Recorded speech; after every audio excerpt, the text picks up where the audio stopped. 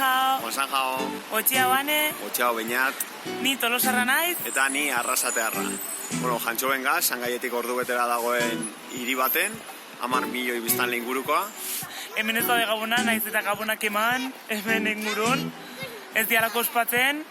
Bai, hauek urte berri txino ospatzen dute Otsaiaren 16an jozten da urten. Eta, bueno, guk ingo duguna da, familia giroko afaritxo bat, eta negoziatu behar aurrengo gunean lanera goazen edo ez. Segurin beharko deula, eta zueke bai seguro oso ondo pasako zuela, jai egun aukibita, baina, bueno, osak hemendik muizu bat eta urte berri hon. Eta gabuz zoriontsuak. Agur!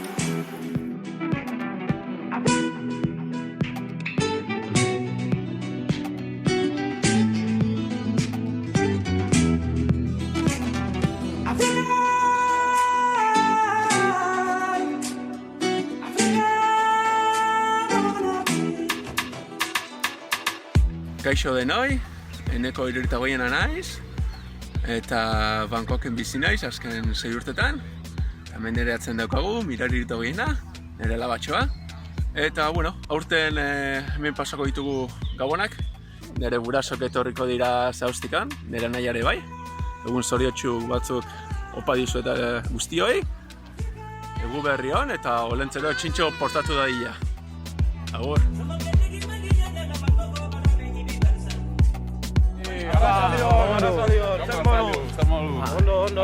Zer moduz? Oso ondo. Eta zer moduzu gustora hemen gabonak? Bai, gustora, asko gustatzen zait. Eta olentziero daukazu zehose oporia? Bueno, bai. Opa, mamaru, oso ondo, zoriona gabonak gaur, Opa, eskerrik asko. Zer date? Bai, da, bai. Badakizu. Eta olentzero teri da zure etxera? Bueno, bai, justu txintxo egin dut urten, bai. Bai, txintxo, bai. Oso txintxo, bai. Daukazu arte olentzero, bueno. Ze ekarri duzu? Bueno, kamiseta bat. Bai? Bai, kamiseta bat, oso txintxo, bai. Eta zu alaji? Bai, ni ere bai kamiseta bat. Kamiseta bat? Eta zuri zer moduz? Olentzero pasatu etxean? Ni txapela bat. Txapela, Porque oso formalak txintxo. Horina txapeldun orduan, txapeldun. Eta zer moduz umiak, ondo, gustora? Bai, gustora, bai. Umia badakizu. Bazen apapa zer, maitea, horza dago eta horura asko dago. Ni lagan nire hemen, bai. Normal.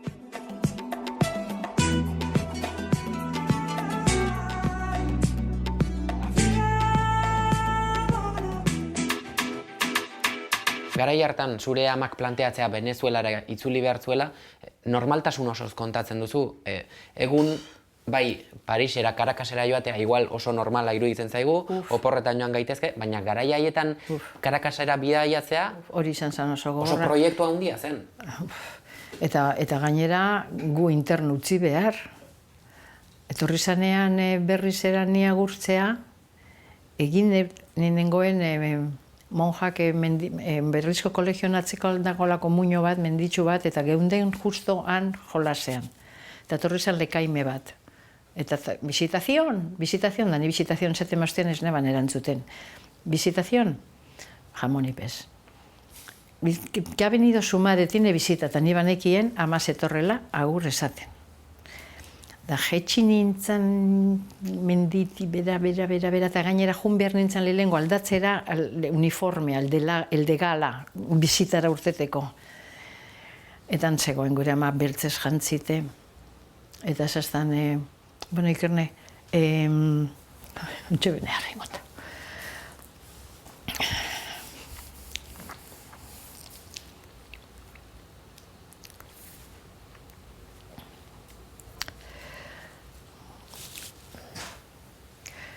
Zaztan, bueno,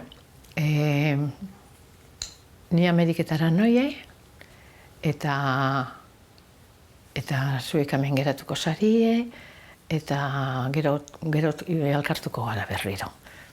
Eta nik esaten zan, ez, ni zurekin nahi dut nahi santurtzirez barkoa nagur esateko nik eskapando kolegizu beroz, eta txikixez.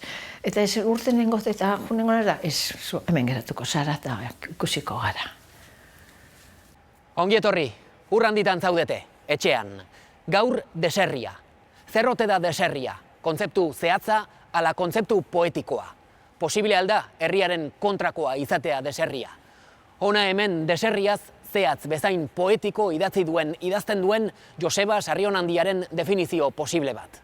Deserria da armairu batean ezkutatzea, zabalduko duten beldurrez, edo inork zabalduko ez duen ikaraz. Zatozte gurekin deserrietara.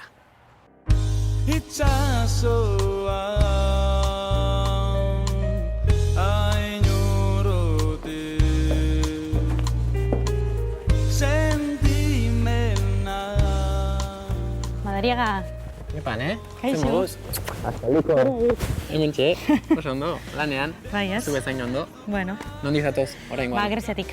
Greziatik. Bai, iritsi berria. Gainera sariakin. Gainera sariarekin, bai.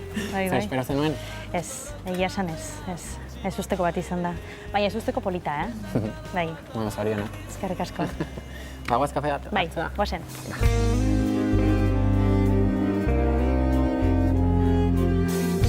Sari bat eman diote berriki bai gure lehen gonbidatuari, Euskal Kazetaria izeneko saria.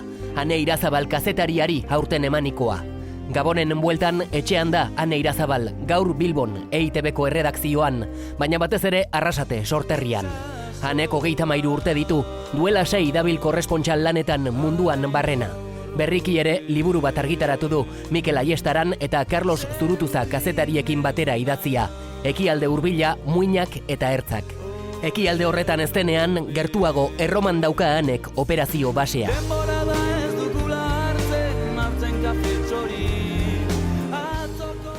Ane, zer moduz, etxera buelta? Etxean beti ondo. Etxera bueltatzea beti polita izaten da. Eta gainera, urteak pasatzen diren heinean, gero eta gehiago botatzen da faltan etxekoen presentzia. Beti maleta prest, ez? Bai, maleta baino motxila txiki bat. Eta saiatzen naiz ez fakturatzen. Beti denbora asko galtzen delako, ez? Eta bai, motxilarekin beti prest. Ez dut esango, desegiten ez dudanik, desegiten dut eta labadorak jartzen ditut, baina beti dago hor prest. Etxera buelta esan dizut, baina hemen etxean zaude? Edo Atenasen, Italian ere etxean zaude? Hemen etxean nago eta hori argi daukat, ez? Askotan aurkitzen naiz kazetari lagunekin eta esaten didate, nik dagoeneko ez dakit non dagoen nire etxea. Ez dakit nora itzuli, nik oso argi daukat nora itzuli nahi dudan. Eta oso argi daukat non dauden nire sustraiak eta zein den nire etxea. Baina egia da, askotan etxera itzultzen naizenean, pixkat jokoz kanpo sentitzen naizela edo tokitik kanpo, ez? Baina nik uste normala dela, urtean birritan itzultzen banaiz, kosta egiten zait pixkat lagunen elkarrezketetara ohitzea, denak berdin jarraitzen du, baina nik pixka bat aldatu naiz, hemengo jendea ere aldatu da, konturatzen naiz, denbora aurrera doala, ez? Nire gurasoak nagusitzen ari direla, nire anaiak ere bere bizitza daukala, eta haien bizitzako pasarte asko galtzen ari naizela. Honen moduko bizitza bat izateko, esan duzuna, gustatu egin behar zaizu, alde batetik, baina bestetik ere izan behar da, zuk aukeratutako bizitza bat, ez? Bai, nik uste baietz. Nik uste munduan zehar gabiltzan kazetariontzat edo beste profesio bat daukaten gazte profesionalentzat aukeraketa bat dela alde batetik bestera ibiltzea. Bestela oso nekagarria da, erre egiten zaitu, nik bizkarreko mina daukat lan hau egiten dudanetik eta bizkarreko min hori kronikoa da eta nirekin joango da bizitza guztia, ez? Ajeak dira eta hori gutxiena da. Baina oso nekagarria da, eta beraz pasioa sentitu behar duzu eta gustatu egin behar zaizu. Bestela ez dago modurik erritmo horri jarraitzeko. Denbora da ez dugula hartzen kafetxori. Ane, kazetaria izan baino lehen, uste dut arkeologa izan nahi zenuela. Bai, hori zen txikitako ametsa. Ez dakit, agian Indiana Jones asko ikusten nuelako. Egia da, nire aitonen etxean, bazeudela Egiptori buruzko liburu batzuk, liburu historikoak, eta izugarri gustatzen zitzaidan txiki-txikitatik piramideak ikusi, eta beti izan dut hori, arkeologiaren gaineko oso ikuspuntu erromantikoa. Gero ibili nintzen urte pare bat Arrasateko leze txikiko bazuloan indusketak egiten eta benetan ulertu nuen zein zaila den arkeologoa izatea, ez? Baina nire ametsa hori zen, egiptologoa izatea. Eta, noiz erabaki zenuen egiptologoa ez, nirea kazetaritza da. Amak esaten du txikitan, lanetik iristen zirenean, albistegia montatzen niela, ez? Orduan, haien aurrean jartzen nintzela, haiek lanetik itzuli berri, eta nik neukala eguraldiaren mapa nire atzean, eta horri biltzen nintzela, ez? Albistegietan ikusten dituen eguraldiaren gaineko albisteak ematen, edo lan istripu bat izan da, eta horrelako gauzak kontatzen. Beraz, nire amari galdetzen badiozu, esango dizu txiki-txikitatik banuela hor kazetari zena. Nik ere jolasten nuen irrati programen egiten dituen, bai?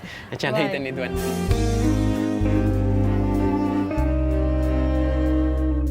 Noiz erabaki zenuen korrespontxalizatea, korrespontxal lana gustatzen zitzaizula?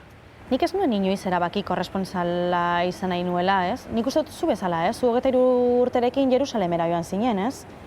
Eta ez dakit zen umugan zenuen benetan korrespontsala izan nahi dut, edo probatu nahi dut, ez? Atzerrira joan nahi dut eta errealitate hori ezagutu nahi dut, eta jakitera eman. Nik banaukan burua atzerritik egin nahi dut lan, Bai. Bai, buruan naukan hori. Eta korrespontsala izan nahi dut. Bai. Eta poliki-poliki ezin nintzen edabideen ateak jotzen, lehenik berria, ez? Berria izan zen lehen aukera eman zidan edabidea. Gero hasi nintzen irratiekin, Euskadi Irratiarekin eta Radio Euskadirekin, eta gero etorri zen telebista. Aita Santuaren bisitaren bigarren eguna gaurkoa, eta hemen Libanon jaiegun ofiziala da. Ez dut berriz ere ikusi, baina... Egun instituzionala izango du gaur Benedikto 16. Terriblea izan zen, ez? Nik ikusi dut noizbait, nire lehenengoa. Bai. Zisjordaniako harresiak Kalkiliako bizilagunak kaltetu ditu batez ere. Ariel Sharon lehen ministroaren planek aurrera jarraitzen badute, laster, ekialde hurbilean guda hotzeko Berlin gogorarazten digun harresia aurkituko dugu. Eta hemen eskatu duzu artxibetan? Bai. Bai, eskatu beharko nuke.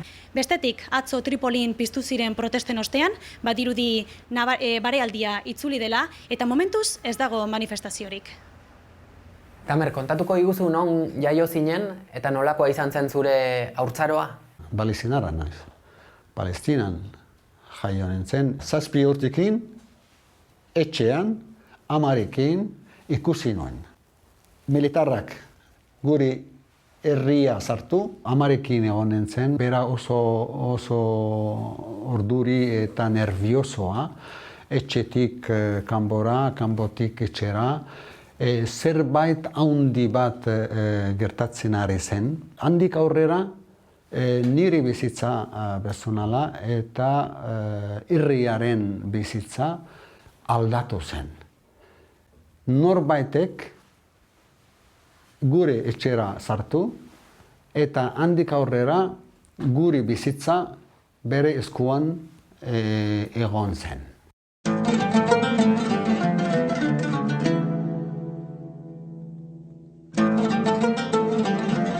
Zuekin Tamer Birauin, 58 urte dituen palestinarra. Duela 40 irten zen Palestinatik, Nablus hiri ondoan Tamer jaio zen iritsotik. Eta ez da inoiz bertara itzuli, ezin du, ez diote uzten. Tolosan bizi da aspaldi, bertako emakume batekin ezkondua eta 3 alaba dituzte. Alabak ordea bai, izan dira inoiz aitaren sorterrian, familia ezagutzen, aitarik gabe derrigorrez. Tamer 8 hizkuntzetan mintzatzeko gauza da.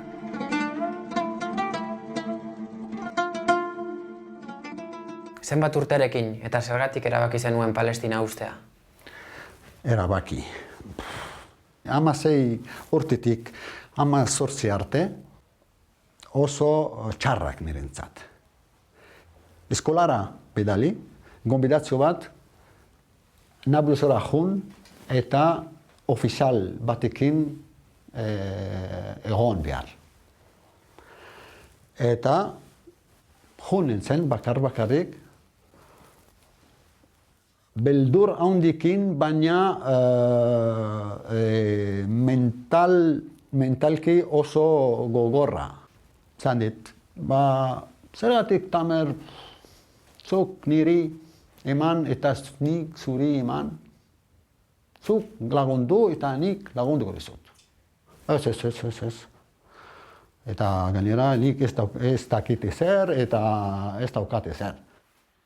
Kontatzen ari zara, nola Israelgo armadak erabili nahi zintuen informante moduan? Informazioa pasatzen. Bai. Handik hasi da akoso bat, akoso haundi bat. Ni omia 16 urtekin. Tardun, kanbora nahi dut.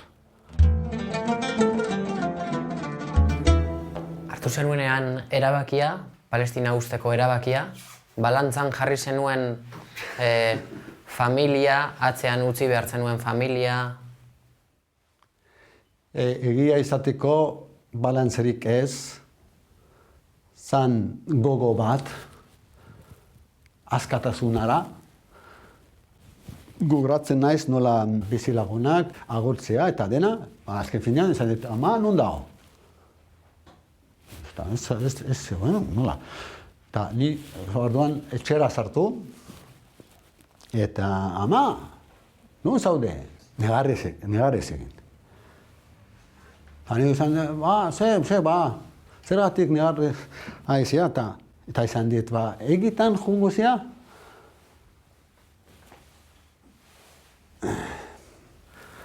Etxetik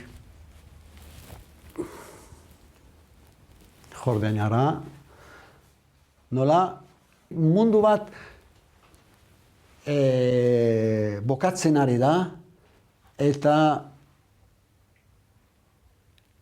hacia el nada joten ari naiz. Deserrira.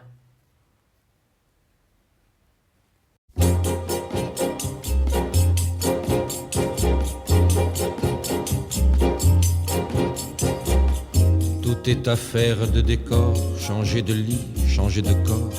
À quoi bon puisque c'est encore moi qui moi-même me trahis, moi qui me traîne et m'éparpille, et mon ombre se déshabille dans les bras semblables des filles où j'ai cru trouver un pays. Ikerne, kontatuko diguzu zergatik jaio zinen Parisen, nortzuk ziren zure gurasoak eta zer egiten zuten Frantzian? Ni jaio nintzen Parisen 1919an, hemengo gerra galdu zenean. Aita zan Aristimuñoko komandantea, eta ihes egin zuen. Eta gure ama, enfermera zan Basurtoko ospitalean. Eta bere lehenguso batek, baritono zoragarria, etxean aman etxekoak ahotsak ederrak izan dituzte, baritonoak. Eta arek deitu zion amari, esaten Eresoinka taldea sortzen ari zirela eta iparraldean, eta horrela Eresoinkara joan zan ama, kontralto bezala, gero hau talde hau Eresoinka Eusko Gobernuak, Agirreren gobernuak bultzatu zuen Europan zehar, Euskal Herriko drama nolabait azaltzeko eta bestea. Eta juntziren abestera bai Belgikan, bai Holandara, zoragarri ez da. Eta han Parisen lortu zuen Eusko Gobernuak xato bat, Xato de Bellois, eta han agertu zen gure aita, ze gure aita bere aldetik ihes egin da, eta jotzen zuen orkesta kanaron, argentinarrak ziren. Trompetaria zen gure aita Bilboko bandako orkestrako izan dako 18 urtetik, eta hori. Eta han ezautu ziren aita eta ama. Eta maite mindu ziren, eta han jaio nintzen. Zuekin Ikerne Letamendi Urresti Parisen jaioa duela 69 urte.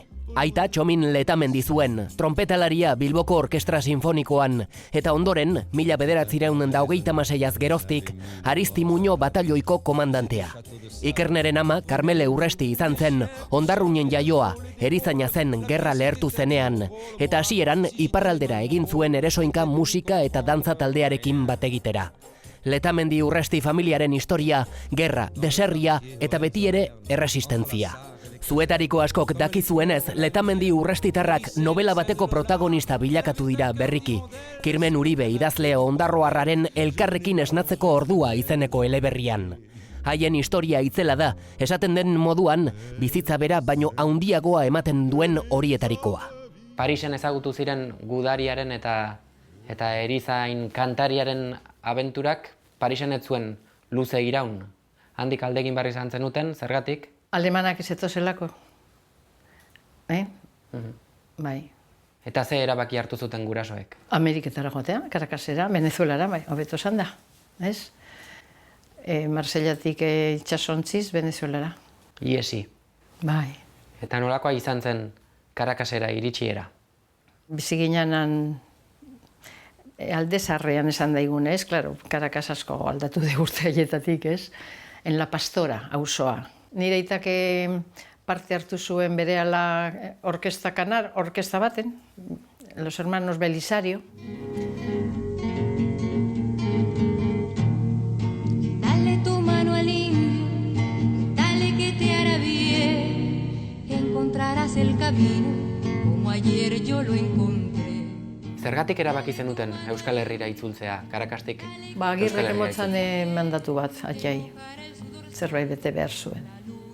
Caracasen gustura zeuden Letamendi Urrestitarrak, baina Agirre lehendakariak sekulako mandatua egin zion Ikerneren aita Txomini, itzul zedila Euskal Herrira barne erresistentzia antolatzera. Gerra bukatu berri da, 40ko hamarkada hasieran gaude, adorea beharko zuen gero gudarien komandantea izaniko Txominek, familia osoarekin Frankoren menpeko Euskal Lurraldera itzultzeko. Horra hor beste definizio posible bat deserriarentzat. Ondarrurez joan ginen aitik eta maman etxera, ezta? Eta ez genekien euskeraz, Ikernetxuk irezun webitoan eta irupeseta eta horrela. Eta orduan Kirmenen ama izan nuenik lehengoko laguntxoe. Azek ezekien apenas erderaz, antigua ditzen da bizi da, Eta antiguarekin... Mintza lagun moduan erabiltzen zen. Bai. Etorten zen etxera, eta nire mamak bialtzen zuen eskritoriora, gu ondino baskaltzen igual egoten ginen, bera etorten zanean. Kirmenekin erlazioa, nola, ze momentutan etorri zen zuen bizitzaren inguruko historia kontatzeko proposamena? Kirmenek nik uste dut, nire laguna umetako antigua entzunda edo jakinda, gure historia. Etorri zen, ni hemen nintzen bizi nintzen ikasko sarrean, eta Txomin Patxi eta irurokin nahi zuela hitz egin, Kirmenek. Eta, baina ontsa zeuri kontaten ari nahi zen bezala Kirmenei eta horrela. Ikerneren ama Karmeleren partez, Urrestitarrek etxea zuten Ondarroan, Antxosolo izeneko baserria. Bizitzen baina, aita Txominen sorlekuan jarri ziren Indautxu aldean, Bilbon. Eta halako batean... Tinbera jo zuten behian, goizalde baten, nahizu goize, eta aitak ja pentsasun polizia zala behian eguazenak.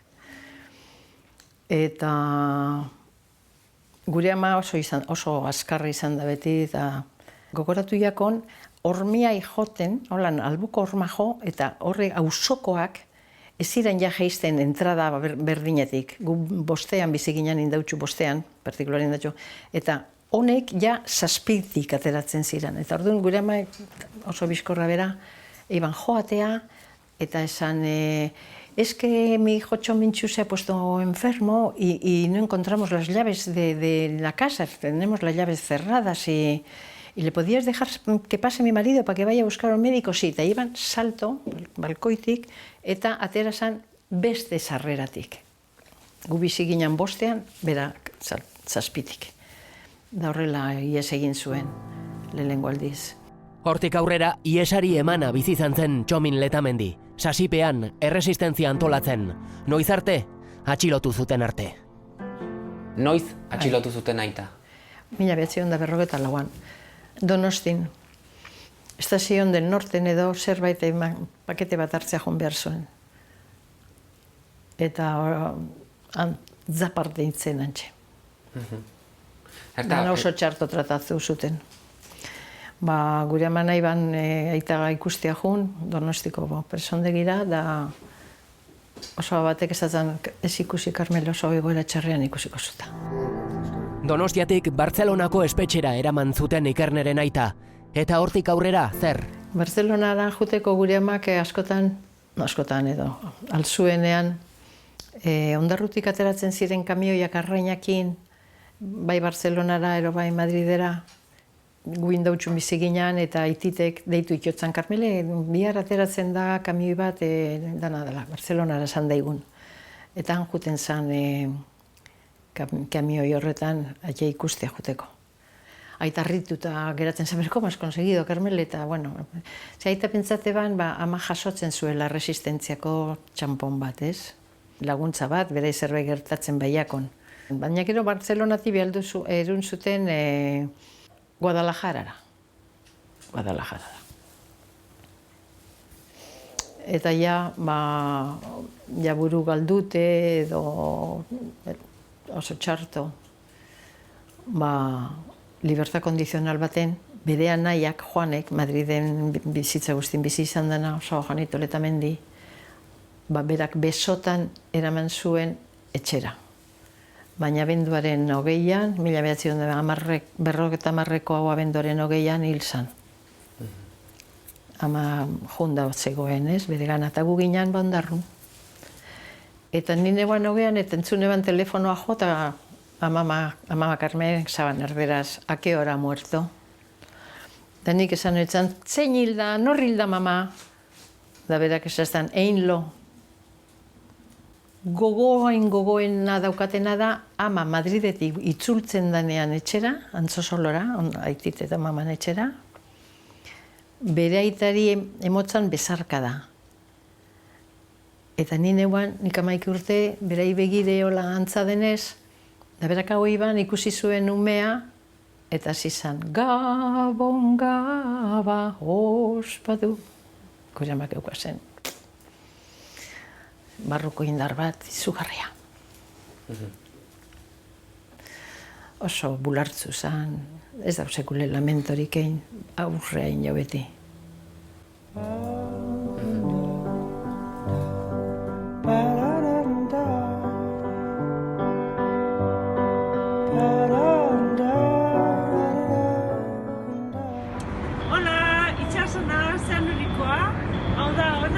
Erdi Xanurikoa, eta hemen gauze Portlanen, Oregonen, eta hemen bizi gara, eta pozik gauz.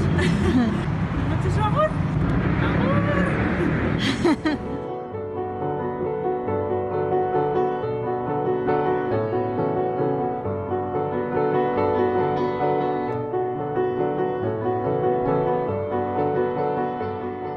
Beraiek, errefuxiatuek, nola daramate sentimendu hori, deserri sentimendua? Jasangarria da edo askotan ez? Askotan ez. Eta gainera, nik uste jakingo balute hau, ez dakit, behin-behinekoa da eta itzuliko naiz.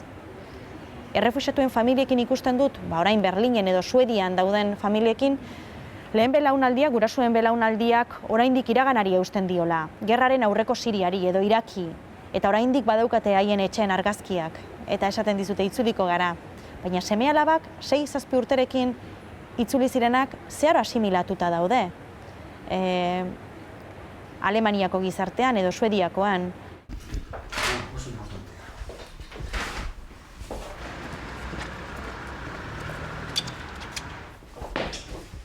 Kaixo eta abetxetik kanta.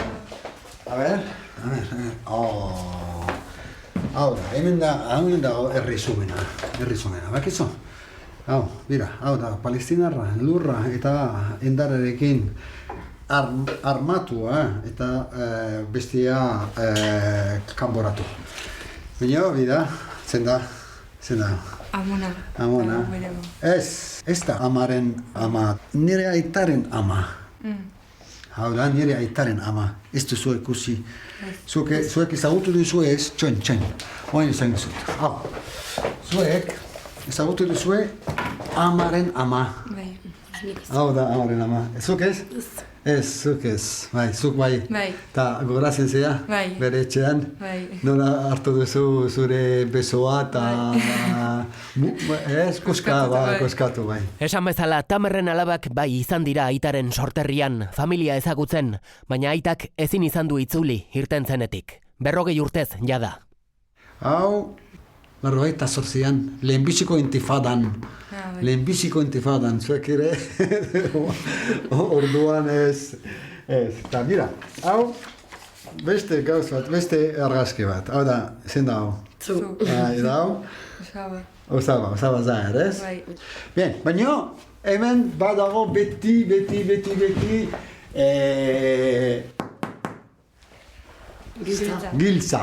giltza, simbolo bat da. Itzultziko gure etxera, gure lurra, itzuliko gara. Bueno.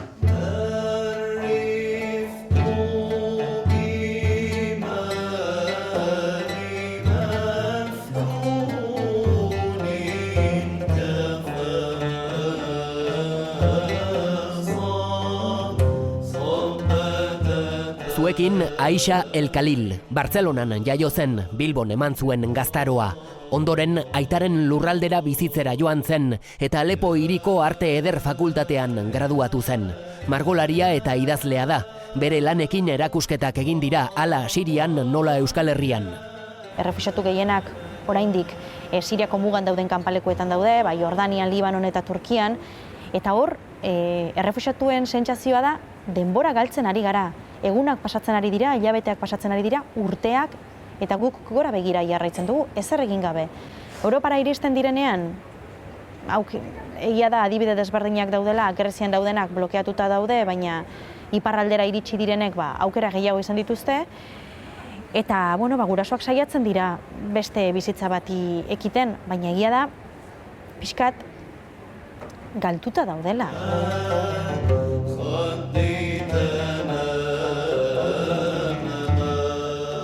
Galduta daudela, gizarte zeharo desberdina delako eta gainera esaten dute.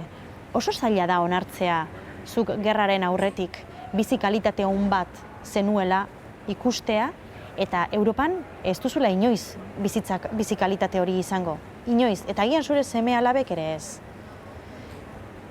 Haientzat ere humilazioa da, ez?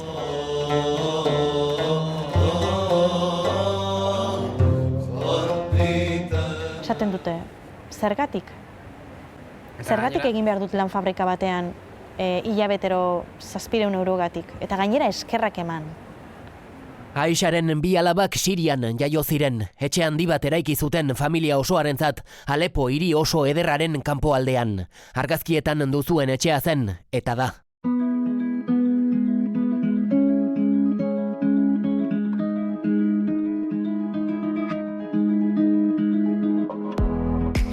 Kaixo, Vanessa deitzen naiz, Galdakaokoa naiz, eta orain Portland, Oregonen bizi naiz. Irakaslea naiz, unibertsitate batean irakasten dut, eta gabonetarako Bienara joango naiz, senarrarekin, eta gero Galdakaora, familia ikustera. Ela mapesu itangane bo, ela mapesu itangane. Bergaran bizi dira honezkero ezagun dituzuen 3 lagun hauek. Mamadou Sarr, senegaldarra, emazte Elirekin 2 seme alaba dituzte, soldadorea da oinatin. Salio Koma, Gambiarra, 9 urte daramatza Euskal Herrian, Osintxu auzoan bizi da. Sukaldari laguntzailea da, 7 hizkuntza dakizki, patera zirtentzen Afrikatik, ez da Gambiara bueltatu. El Hatxi Ture, senegaldarra ere, 3 gazteena, elektronika ikasten ari da, 3 urte daramatza Bergaran, patera zatera zen Marokotik. Gustatzen zat egun baten jutera gara bizitza. Familiaekin be bai, por supuesto. Bai. Zaila da, Bai. oso zaila da, baina egun baten nahi du igual bizi zaila da. Baina 6 hilabete, 7 hilabete geldiara familiaekin ikasten nire kultura hori gustatzen zat egun Bai, hori normala. Ez dakit noiz, baina... Hori da normala, Mamadou. Ez dakit noiz. Hori da normala, zu egun baten. Bai. Uste du ere bai, guk ere bai zinda bizi hemen zaharak arte ez. Orain gaztea gara, liberez bizi gara hemen, bai, zu nola dako zu familia, orain gaztea dira, baina gero zaiduko naiz eramateko ara ikusteko kulturak, hori bai. Baina egun baten, jubilatuko dugunean, bai normala.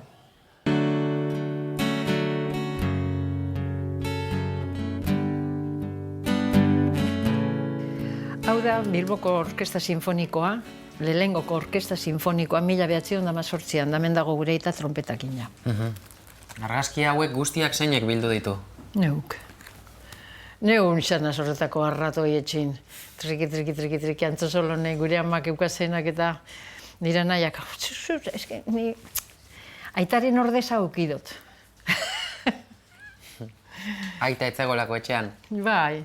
Eta aitaren ordez, argazkiak? Bueno, baso zer, arranpala, ez? Bai. Hau da, aita hemen da. Hau da, gerra urrean. Eurak Bilboko Orkestran izan arren, eurak euken gero beste euren taldetxo bat eta neguriko jaietan joten zuten. Hau da, horako jai baten, hemen dago bera trompetake. Agirre lehendakariaren argazkia ere bazen naukaten? Beti gukan lehendakari. Amak eukiko ban, eronik, ez dakit. Hau da, aitaren behitu, Eusko Alderdi Jeltzaldeko karneta. Hemen pintxe dutzen letamen ditar domeka, txominen ordez, mas abiniano. Ze urtekoa, 37koa. Bai. Hau da, berak batalioin erute bana paparren, hemen. Hemen dago aita Parisen joten trompeta, hemen Agirre da, hemen ikustezu meiburuan. Bai. Beitu, hau da, ere soin kataldekoa, hau da, Chateau de Belua, Karakaseko orkestran, hemen da aita, hau da aita, hemen los hermanos Belisario, hor dago trompetakin bera, hori. Hemen daukagu lehenako Centro Vasco de Caracas, zer ordaintzen zan, Domingo Letamendi egartzen damen, 80, Bolívares, supongo, no? Bai. Junta de Recaudación de Fondo, por Asistencia Social Vasca, ez? Hemen bagoaz, bagatoz Euskal Herrirantz, hemen gauz barkoan. Ja heldukara ondarru eta hemen ondarruko ondartzan. Txakurre, jai, deitzen zana, posterrier bat, gura txakur barik ezin zan bizi. Beti euki izan dugu bat. Hau da txomin, hau da lehengusina bat mirentxu eta neu. Honek urrezitarrak, honek eukezen itxasontziak eta danak inkautatuta, eta ezin ben txosara urten arlanpan lotute. Eta urte baten, jontxu, vaporea, zer egin gendun, ze Guardia Zibilak esan zuten hori kenduen behar zala hortipe bai. Eurak lotu kate ezin urten, eta orduan San Jun egunin zu emon gentza. Geuk irabazi, klau, barko guzti erreten. Olzatitxu ebe gordein ebanik barkune. Hau da nire bituzlako guapu zan. Hau zer da? Zenbat urterekin hil zan, aita? 58.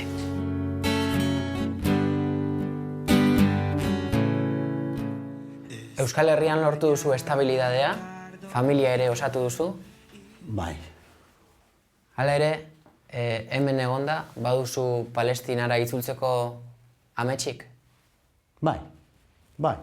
Baina nola ez daukat askatasun hau, orain arte, nire bizitzaren zirkuloa ez da osoa. Amets personal bat badago, baina nire ametsa handiena da ez edo zein itzulia. Palestinarrekin askotan gertatu zait. Baina nire elkarrizketak balioko du egoera aldatzeko. Benetan posible da hau telebistara iristen denean balioko du politikariek iritziz aldatzeko. Eta egiten duguna akatsik handiena batzuetan da baietz esatea. Guk esan behar diegu egia. Eta gero, haiek informazio horrekin prest badaude elkarrizketa emateko, primeran. Esaten badizute, begira, bani ez nago nire denbora galtzeko, baditut beste lehentasun batzuk. Eta haiek nabaritzen dute, askotan esaten dizute, kazetari pila bat pasa dira hemendik, esan digute, bai, kontatu zure realitatea balioko du, eta gero ez du ezertarako balio, ez? Eta arrazoi guztia dute. Gero eta gutxiago konfidatzen dute kazetariena. Gero eta gutxiago. Eta gure tratua batzuetan oso hotza da haiekiko. Iristen gara, gure kamerekin, gure mikrofonoarekin, jarri hemen, eserian, argia, bestea, oso inpertsonalak bihurtzen dira elkarrizketak. Eta gure lanaren partea ere, kamarako argigorria piztu aurretik ere, haiekin egotea, haiekin te bat hartzea, denbora pasatzea, ezagutzea. Esan nahi dula historia. Hau, bida. Zein da hau? Hau da Palestina, eta hemen dagoen burubi hau, da? Zain? Zure herria. Zein zena du? Azira. Hemen Nablus, oso gertua, ez? Gogoratzen naiz lehen, oinez, menditik, pum, Nablusera. Eta Nablus zer, oso onena, falafel ona da, hummus ere, oso ona da. Baina bat dago goxo bat, kolore gorria, knafe. Knafe da Nablusukoa, da oso ospetsua. Emozionatu egiten da Tamer Nablus hiriko goxoki tipikoak gogoratzean, 40 urtez haien zaporea dastatu gabe, herri mina askotan gauza ustez eta txikietan ere badago. Erko mina adibidez, bai, nola izan duzu lagunak eta familiak, arebak, horiek ikusteko. Baina ni pentsatzen orain nola gu bizi hemen urtean joaten ari da. Adibidez, bizitzea hemen bera ikasten ari da. Bai. Bueno, gero... Bai, berakizu, gero orain, zu hemen zara, daukazu lagunak. Urtero joaten, nozen lagunak eta ezaguzenak, bai? Nik hori gogua beti dauka, bai, beti. Daukagu bi orain okera, joaten bueltan. Bonetako, baina aldaturri urtea. Bai, loturia tokatu dulian ere ba ezin da bizian. Ezin da bizian. Bueno, bizi Joango etorzen, bai, joango etorzen. Bizi ez, baina. Ustero joango eta etorzen. Bai. Duelako barakizu. Eta gainera, horri batu egin bertzaio, Europaren begirada mesfidatia, ez? Haien argazkiak kanpalekuetan ikusten ditugunean, Ailan txikiaren heriotza, bai, zerbait mugitzen zaigu hor barruan, ez? Eta sentitzen dugu hor nolabait gure ardura, ez? Gure agintariak ari direlako politika horiek aurrera eramaten. Eta presio egiteko behar hori sentitzen dugu, eta lotxa ere sentitzen dugu. Baina zer gertatzen da pertsona horiek gure herrira iristen direnean, ez? Eta gure bizilagunak bihurtzen direnean, haien seme-alabak gure seme-alabekin eskolara doazenean. Orduan hasten da benetako erronka. Eta ez dakit oraindik prestatuta gauden erronka horretarako. Zergatik? Berria delako guretzat. Eta beti ez ezagunak beldurra sortzen duelako. Eta agian edabide batzuek edo guk kazetariok ez dugulako bagian beharrezko lana egin harresi horiek apurtzeko. Deserriaren historio guzti hauekin, negar asko egin duzu? Bai, baina negar egin dut etxera itzultzen naizenean edo hotelera itzultzen naizenean. Gu ezin gara negar egiten jarri, kamera baten aurrean. Ezagutzen dugulako nola funtzionatzen duen gure negozioak eta negar egiten hasten garen momentuan protagonistak gu bihurtzen garelako. Eta gu ez gara protagonistak. Orain oso modan dago, ez? Kazetaritza imersiboa. Errefuxiatuekin 15 egun pasa ditugu, haien penuriak bizi izan ditugu, haien egunerokoa nolakoa den ezagutu dugu, eta gezurra da, badakigu gezurra dela.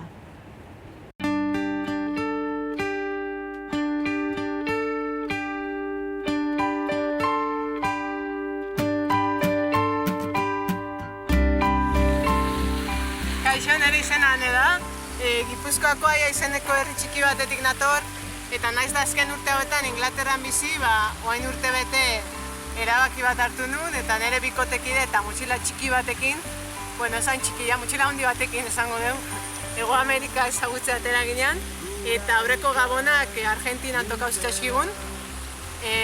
Aurten oraindik ez dakigu, zaila da esatia ze partetan, baina berriz Hego Amerikan izangoa, zehazki Venezuelan gaude oain, Merida izeneko hiriko plaza baten, eta esan hemendikan urrengo urteko gabonetako bintzat espero, seguro etxen izango naizela, eta hemendikan etxekoi, nire familia guztia eta lagunei, muixo handi bat. Aio, agur! Ez ziratorren egunaren ostian, izan zenidan sasiotan masustarik ez dagoenian.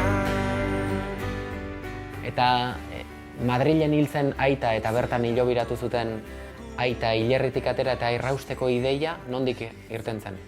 Ni nago Mojakarren, Mojakarren daukagu apartamento bat eta ara joten naiz asko. Eta ditunet nire lehengusinei. Oye, ¿dónde se enterró nuestro aita? Dice, pues en el Sacramental de San Justo y Pastor, deitzen dut. Digo, te lo acabo de no sé ni cómo empezar, pero es que me acabo de enterar de que nuestro padre está enterrado ahí. Su nombre. Le digo, Domingo Letamendi Murua. Da, minutu erdire dinozta. Está aquí! Hain impresiño handixe izan, ezin izan eban hitz egin zantzen. Estoy muy emocionada, ya le volveré a llamar. Hain eban izkegi. Eta ditu neutzen iran nahi biai. Zu, Txomin, patxi?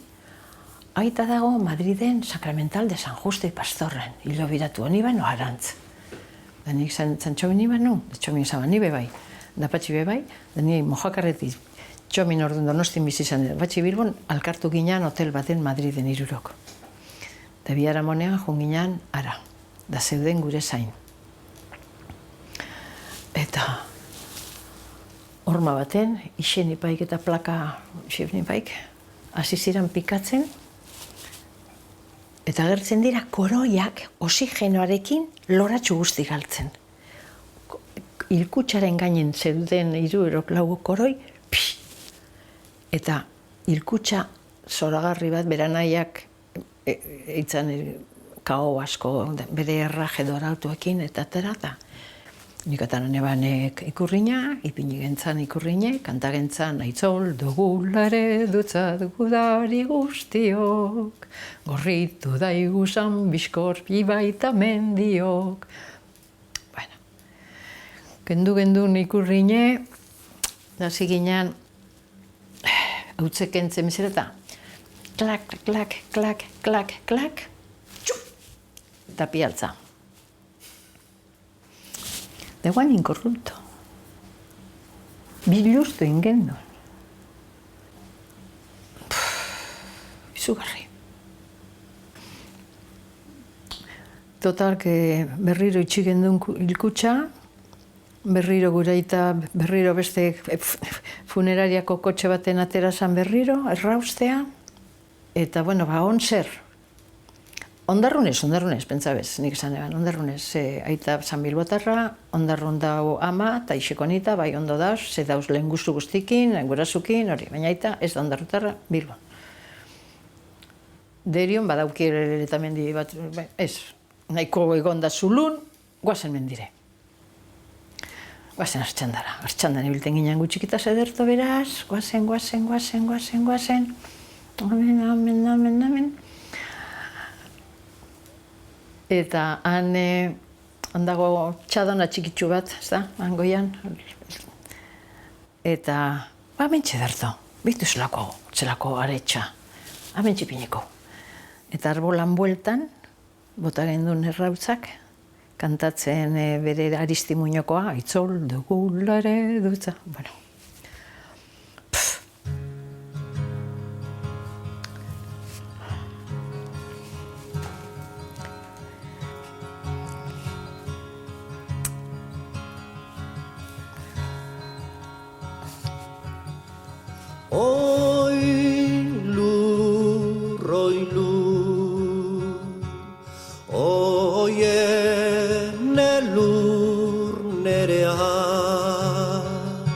Noizean behin juten sartzen dara. Hartzen dut funi, kularra, jataka. Loratxu bat pintxotzat edo kantatiotzat. Aitzol dugulare dutzat. Da berriz, funikularrean berutz. Oigoizeme parregozo zernea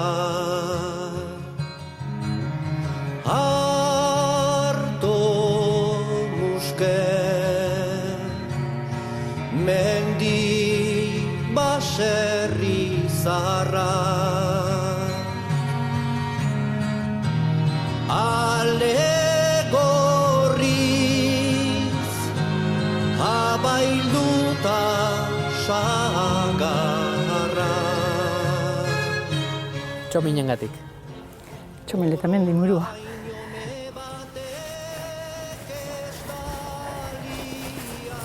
Eskerrik asko. Zuri, ona ekartzeagatik.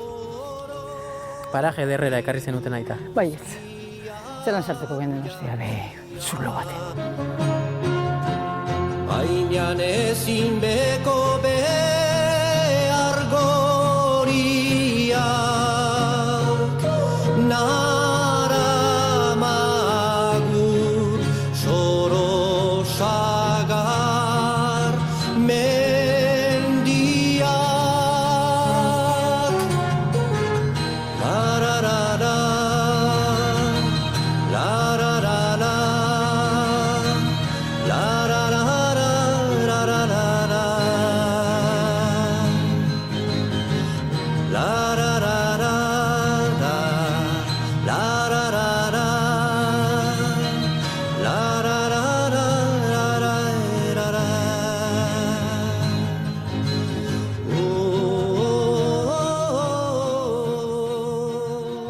Egin duzun askatasunaren bila egin zenuen ibilbide hori, nondik pasada? Jordania, Erroma, azkenean onaino Euskal Herriraino iristeko? Bai, Jordania, Siria, Líbano, Irak, Kuwait, Egipto. Eta gero, Europara, Roma. Roma, Italia, Alemania, Romania, Grecia, berriro Italia, eta gero Euskal Herrira. Zenbat urtetako ibilbidea da hori? 40. Itzultzeko aukerarik ez izateak utxunea sortzen die? Izugarrizko itxunea. Izugarrizkoa. Oso gogorra izan behar du itzultzeko aukerarik ez daukazula jakiteak. Hau da, nik ezin dut imaginatu zer den pentsatzea ezingo naizela arrasatera itzuli. Ez ditudala berriz ere nire gurasoak ikusiko, ezingo dudala nire nahia besarkatu. Horrek oso zaila izan behar du. Eta hor sentitzen den etxipena handia da. Asko gertatzen da Afrikako iheslarien kasuan. Eritreako gazteak, nigeriarrak, sudangoak. Pertsona horiek guztiek agian ez dute berriz ere haien familia ikusiko. Eta ikusten dituzu, haiekin hitz egiten duzu, eta esaten dizute, hau da, bizitza berri bategatik ordaindu behar izan dudan prezioa. Baina hori gogorra da. Zergatik ordaindu behar duzu prezio hori, ez?